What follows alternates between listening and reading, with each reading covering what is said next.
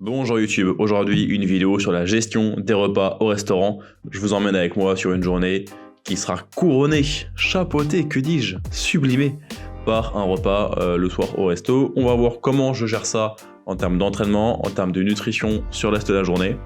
Et je vais vous balancer un tas de petits conseils comme ça à appliquer pour pouvoir manger au restaurant tout en atteignant vos objectifs en musculation et autres. Let's go!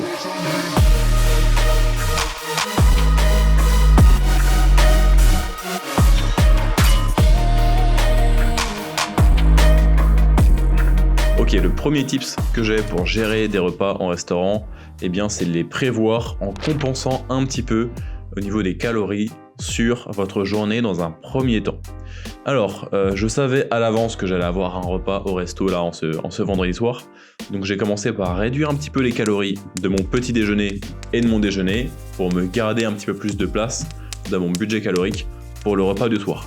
Alors, quelque chose à noter qui est important, c'est qu'il y a un compromis à faire, un certain équilibre à trouver, je dirais, c'est qu'on va chercher à réduire un petit peu nos calories sur les autres repas de la journée, mais pas à un point qui nous ferait créer beaucoup trop de faim une fois arrivé sur ce repas social, sur ce repas au restaurant. Donc ma recommandation, ça va être de réduire un petit peu vos calories, tout en gardant des repas aussi rassasiants que possible, donc très protéinés, très riches en fibres, avec suffisamment de volume, et ça peut être une mauvaise décision parfois de chercher à manger trop peu sur votre matin, sur votre déjeuner, pour créer du budget le soir. Donc une modeste réduction de calories, c'est certainement ce qu'il vous faut pour faire un petit peu de place le soir, tout en arrivant avec un niveau de faim normal lors de votre repas au resto le soir.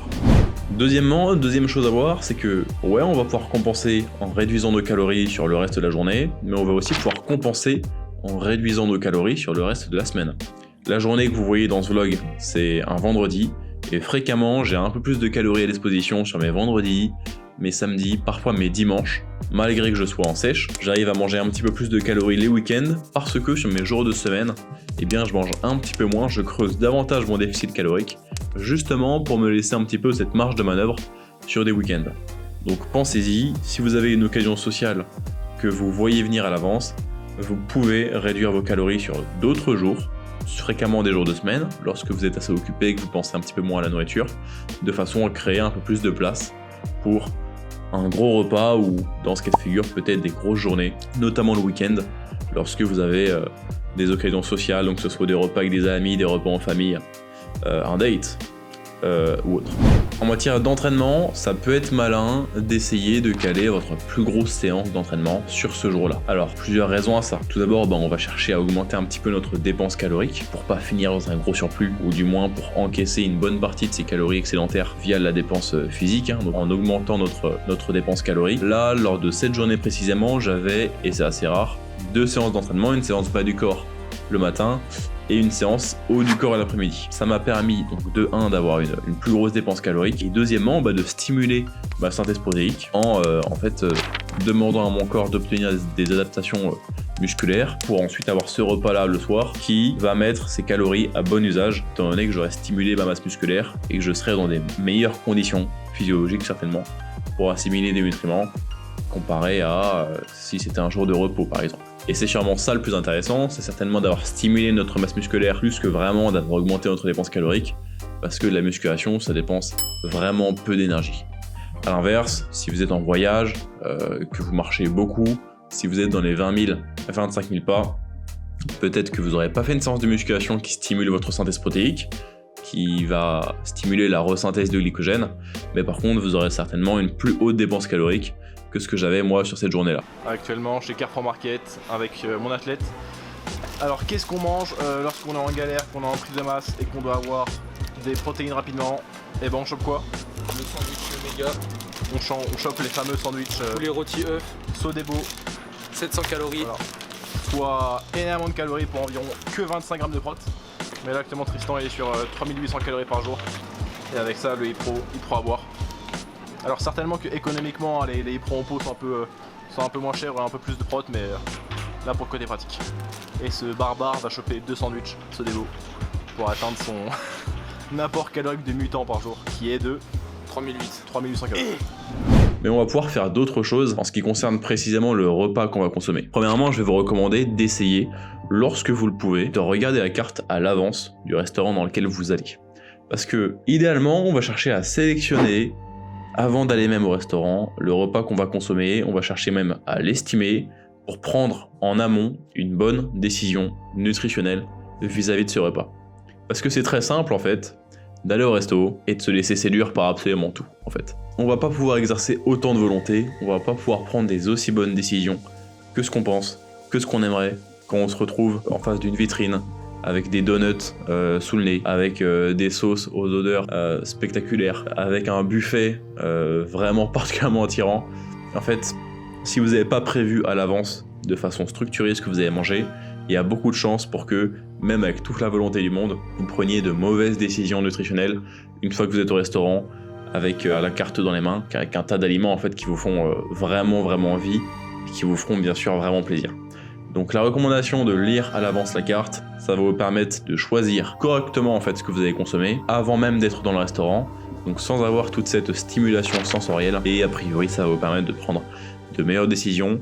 Vous pourrez même déjà à l'avance aussi estimer peut-être les calories de ce repas, c'est ce que j'ai voulu faire dans cette vidéo, vous allez le voir, en regardant à l'avance la carte de Peperico qui était le restaurant mexicain dans lequel on devait manger, et vous verrez que ça s'est pas passé comme prévu.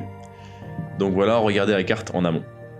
Une autre chose, ça va être d'opter pour des aliments assez rassasiants au restaurant, notamment des choses fibreuses, comme beaucoup de légumes, comme des choses assez volumineuses, pour essayer dans un premier temps d'être rassasié. Parce que il n'y a rien de pire que d'aller au restaurant, de se restreindre en termes de calories, et en plus, en sortant de ce repas, d'avoir encore faim. En fait, vous aurez vraiment le pire des deux mondes en fait si ça vous arrive, si vous sortez du restaurant en n'étant pas rassasié, parce que vous aurez consommé un repas plus calorique que d'habitude, plus calorique qu'un repas maison, sans pour autant avoir été satisfait d'autres repas. Donc on opte d'abord pour des choses rassasiantes, ça peut être des salades, ça peut être des plats à base de légumes, principalement ça peut être des soupes, en bref quelque chose qui va vous rassasier, donc avec des fibres. Dans mon cas de figure là au restaurant chez Tuk Tuk, j'ai pris une salade, pareil pour le volume alimentaire, pour les fibres, pour les sources de protéines maigres que j'avais là avec du poulet. Donc avant tout, cherchez à être rassasié, c'est le plus important. Première chose qu'on va chercher à faire. Deuxième conseil pour votre repas au restaurant, ça va être surveiller l'assaisonnement, surveiller les sauces qui vont être ajoutées à votre plat. Quelque chose que je fais régulièrement, ce que je demande au serveur, d'avoir l'assaisonnement à côté le plus possible pour pouvoir soit doser en fait la quantité de vinaigrette ou de sauce que je mets, ou alors simplement, comme j'ai fait ce soir, de ne pas consommer du tout la sauce séparée, et du coup en fait de pouvoir économiser des calories de la sorte. Parce que dans une salade, ce qui est très calorique, c'est pas vraiment les végétaux en eux-mêmes, hein. C'est beaucoup plus l'assaisonnement, les vinaigrettes, les sauces qui sont ajoutées à tout ça, donc très bonne option, très bon choix pour économiser des calories. Demandez à tout prix l'assaisonnement à part. Pour en revenir au fait qu'on cherche à avoir un repas rassasiant autant que possible, assez régulièrement, quelque chose que je fais aussi, c'est que je demande davantage d'accompagnement, notamment en fait des légumes verts comme des haricots par exemple, pour avoir un repas encore plus rassasiant. Vous avez un grand nombre de restos dans lesquels l'accompagnement est à volonté, que ce soit riz, frites. Donc évidemment, on va plutôt chercher à s'orienter vers des choses comme de la salade pour un budget calorique assez faible. Ok, alors ce qui est très marrant, c'est que tout à l'heure je vous disais que idéalement c'était bien de regarder la carte de là où vous alliez manger. Au final, on n'a pas mangé là où c'était prévu de manger, mais on s'en sort. Resto asiatique, on s'en sort avec une salade, principalement pour le volume alimentaire, les fibres, pour avoir un truc de rassasiant.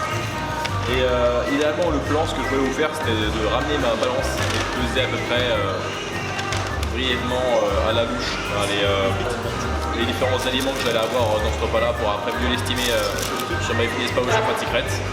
Là, en l'occurrence, j'ai réussi à trouver ce produit sur Fat Secret. Et a priori, c'est dans les 500 calories. En vrai, au vu du dressing, donc en termes de sauce, je pense qu'on est un petit peu au-dessus. C'est plutôt une salade que je vais estimer dans les 650. Ce qui m'a permis, vu que c'était moins calorique que prévu, de prendre à côté un donut qui doit faire dans les 80 grammes, je pense. Alors peut-être même 70, donc on verra sur MyFitnessPal ou Fat Secret ce que je trouve de cohérent là-dessus. Et comme boisson, bien sûr, pour économiser des calories, toujours une boisson zéro, à nouveau un coca, et je pense qu'il n'y aura pas assez de caféine pour que ça interfère vraiment avec mon sommeil, donc je m'en sors plutôt bien.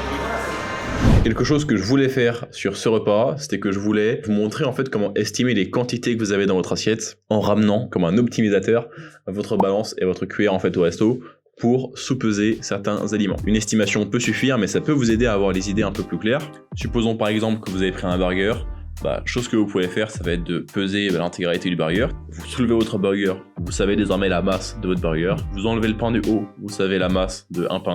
Vous enlevez tout sauf votre steak, vous savez la masse du steak. Et comme ça, c'est bien plus facile à estimer sur votre application de comptage des calories. Ça vous prend littéralement 15 à 20 secondes. Et vous savez que votre steak, au total, il fait 160 grammes, que votre burger au complet, il fait 320 peut-être. Et comme ça, vous pouvez trouver quelque chose d'assez approchant sur une application de comptage des calories comme Fat Secret, MyFitnessPal, Macrofactor ou autre. Comme ça, vous avez les idées un petit peu plus claires. Chose également faisable pour des desserts. Et on va y venir au dernier point de cette vidéo, ça va être de faire vraiment très attention au dessert. Parce que c'est fréquemment ce qui va faire que votre repas va passer de repas raisonnable à repas vraiment déraisonnable en matière d'apport calorique total. Les desserts, c'est un petit peu le piège pour plus de raisons. Tout d'abord, c'est moins protéiné, moins fibreux fréquemment que le plat en lui-même, donc c'est moins rassasiant. C'est également régulièrement plus dense en calories. On a le plus souvent des desserts qui vont faire entre les 350 et 500 calories pour 100 grammes, ce qui est tout bonnement énorme.